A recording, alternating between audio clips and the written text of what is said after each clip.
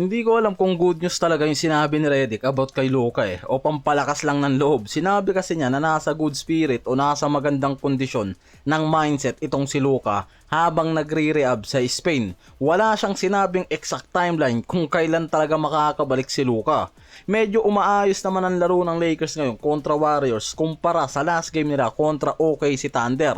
Tatlong player ang kinall out dyan nitong si Redick. Una, dahil dito kay Vanderbilt na nagkaroon sila ng tension sa game after na ilabas niya yan sa natitirang ilang segundo na lang dahil sa daming sablay ng araw ni Bando sa free throw. Uminit yung ulo dyan ni Vanderbilt sa sinabi ni Redick kaya kinumpronta niya yan. Isa pa, si Hachimura, pero mas grabe yung pag-call out nitong si Redick kay Ayton at sinabi pa niyan na may problema nga raw talaga sa pagsalo ng bola. Itong si Ayton, sobrang daming araw nilang ginagawang play para dyan. Ang problema, hindi nga raw niya ma-execute ng maayos o tama mula sa lob pass, pick and roll play.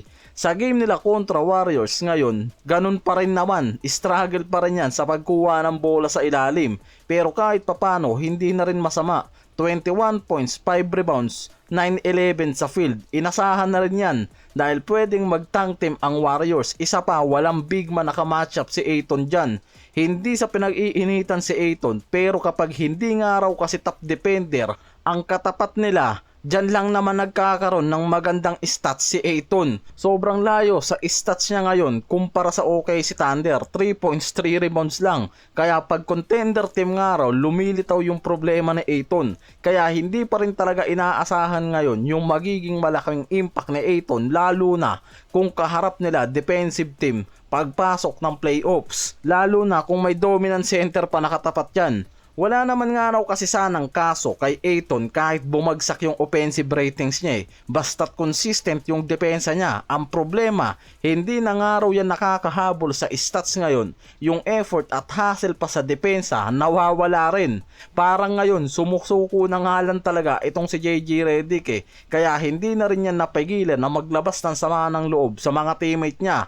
Na base mismo naman sa mga analyst, isa rin yan sa pwedeng maging problema ni Redick. Nakakalimutan yata niya na hindi naman siya analyst Hindi siya pwedeng magbigay ng mga negative about sa player niya. Head coach siya. Kaya imbis nga raw na negative ang sabihin niya, dapat nga raw yung makakapag-motivate pa sa mga players niya. Dahil nakikita ngayon na nagkakaroon pa sila lalo ng tension sa bench.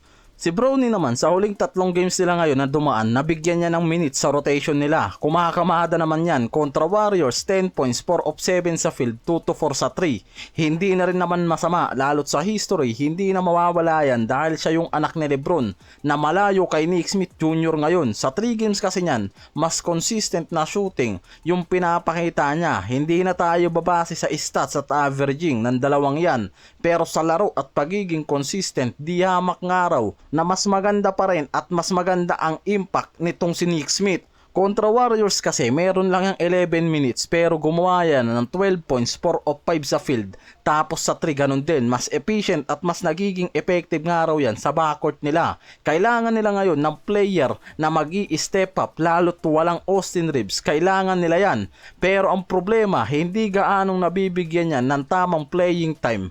Pwede nga raw sana yan na mag-improve pa o mag-step up. Pwedeng Dalton Knecht. Ang problema, mas nabibigyan nga raw ng mas mahabang minutes sa rotation itong si Bronny. Ikaw na maging anak ni Lebron, hindi naman sa pinag-iinitan nga raw si Bronny, pero sa stats o sa pagiging consistent talaga, mas na-appreciate itong si Nick Smith Si Dalton Knecht, hindi na rin gaanong inasahan yan dahil sa 2 games na dumaan nung nakaraan, hindi rin talaga yan naging effective, lalo na sa shooting. Pero itong si Nick Smith ngayon, mas maganda nga raw sana ang potential kung mabibigyan ng mahabang minutes. Si Redick nung nakaraang buwan, based sa report, talagang gagamitin ang 9th man rotation nila sa buong playoffs na mangyayari. Hindi sana yan gaanong gagamit ulit sa second unit. Depende na nga lang raw kung magkakaroon ng problema sa ibang role player dyan.